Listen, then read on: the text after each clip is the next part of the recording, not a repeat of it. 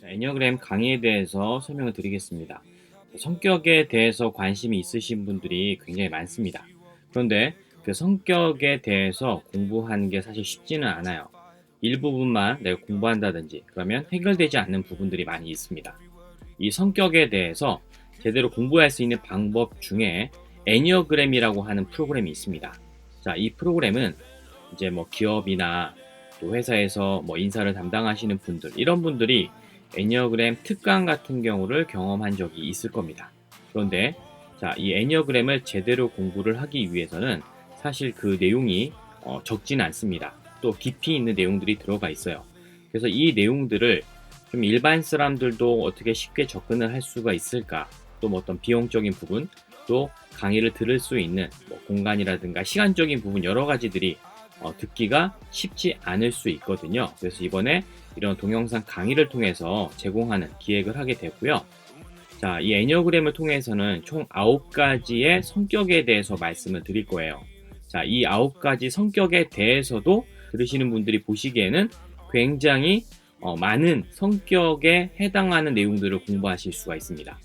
자, 그런데 더 궁극적인 건 뭐냐면 그 성격의 강점과 약점, 장점과 단점들을 알게 되지만 그것들을 통해서 내가 불편한, 또 내가 어떻게 보면 개선하고자 하는 것들을 어떻게 해서 성격을 더 발전시켜 나갈 수 있고 개선할 수 있는지를 말씀을 드릴 겁니다. 자, 혹자는 이런 얘기를 하죠.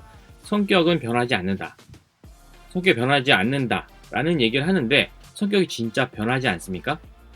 변화하고 노력해서 발전하고 다른 성격으로 살아가시는 분들도 상당히 많습니다. 자, 그거에 해당하는 내용도 애니어그램에 들어가 있어요. 애니어그램에서 보시면 성격이 어떻게 발전 방향으로 나아갈 수가 있는지 이런 부분들도 확인을 하실 수가 있습니다. 그래서 여기에서는 총 12개의 내용으로 여러분들에게 설명을 드립니다. 자, 이 12개의 강의를 통해서 여러분들은 성격에 대한 정말 전반적인 것뿐만 아니라 깊이 있는 내용까지도 아실 수가 있습니다. 그래서 여러분 주변에 있는 사람들이 왜 이런 욕구들을 가지고 살아가고 있고 또 그 중에서는 어떻게 안 좋은 쪽으로 발전한 사람이 있는지 또 발전된 방향으로 나아가고 있는지 이런 부분들까지도 여러분들이 아실 수가 있습니다.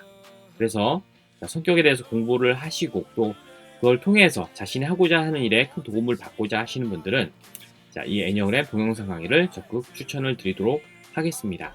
자, 전체 배울 내용들 지금 화면에 보시는 목차처럼 여러분들에게 안내를 드립니다. 이런 내용 영상이 제공이 되는데 각 영상마다 시간들은 좀 다릅니다. 어떤 거는 굉장히 긴 시간짜리도 있고 좀 짧은 것도 있고 그렇게 되어 있습니다. 하지만 이 모든 내용이 하나로 연결이 되어 있고 그것을 통해서 이런 식으로 내가 발전을 해야 되겠고 저 사람은 저런 부분이 있고 또 뭐 저런 사람들을 평가하기 위해서 어떤 단정하기 위해서 이런 내용을 배우는 건 아닙니다. 이걸 통해서 굉장히 수준 높은 어떤 성격의 발전을 여러분들이 이루실 수 있을 거라고 확신을 하면서 이 강의에 대한 설명을 마치도록 하겠습니다.